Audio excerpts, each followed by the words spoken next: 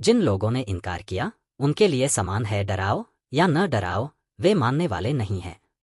अल्लाह ने उनके दिलों पर और उनके कानों पर मुहर लगा दी है और उनकी आंखों पर पर्दा है और उनके लिए बड़ा अजाब है।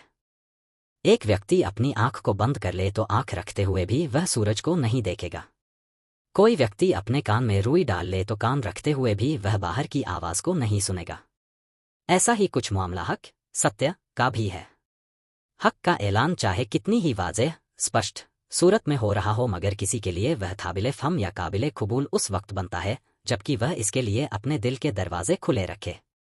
जो शख्स अपने दिल के दरवाजे बंद कर ले उसके लिए कायनात में खुदा की खामोश पुकार और दाई आह्वान करता की जुबान से उसका लफ्जी ऐलान दोनों निरर्थक साबित होंगे। हट की दावत, आह्वान जब अपने विशुद्ध रूप में उठती है तो वह इतनी ज्यादा हकीकत पर आधारित और इतनी स्वाभाविक होती है कि कोई व्यक्ति उसकी नौयत को समझने में असमर्थ नहीं रह सकता। जो शख्स भी खुले ज़हन से उसे देखेगा उसका दिल गवाही देगा कि यह ऐन हक है। मगर उस वक्त अमली सूरतहाल यह होती है कि एक तरफ वक्त का ढांचा होता है जो सदियों के अमल से एक खास शक्ल में कायम हो जाता है। इस ढांचे के तहत कुछ मजहबी या गैर मजहबी आसन बन जाते हैं जिन पर कुछ लोग बैठे हुए होते हैं। कुछ इज्जत और शोहरत की सूरतें राइज हो जाती हैं जिनके झंडे उठाकर कुछ लोग वक्त के बड़े लोगों का मकाम हासिल किए हुए होते हैं। कुछ कारोबार और मफादात, हित कायम हो जाते हैं जिनके साथ अपने को जोड़कर बहुत से लोग इत्मीनान की जिंदगी गुजार रहे होते हैं।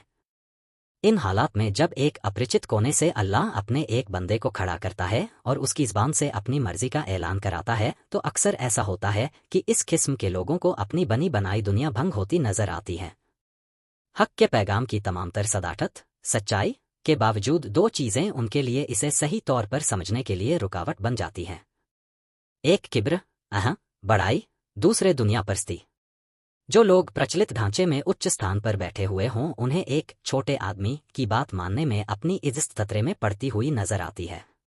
यह एहसास उनके अंदर घमंड की नफ्सियात जगा देता है।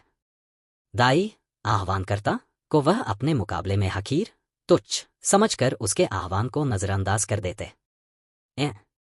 इसी तरह दुनियावी हितों का सवाल भी हक को कबूल करने में रुकावट बन जाता है, क्योंकि हक का दाई राइज प्रचलित ढांचे का नुमाइंदा नहीं होता। वह एक नई और अपरिचित आवाज को लेकर उठता है, इसलिए उसे मानने की स्थिति में लोगों को अपने हितों का ढांचा टूटता हुआ नजर आता है।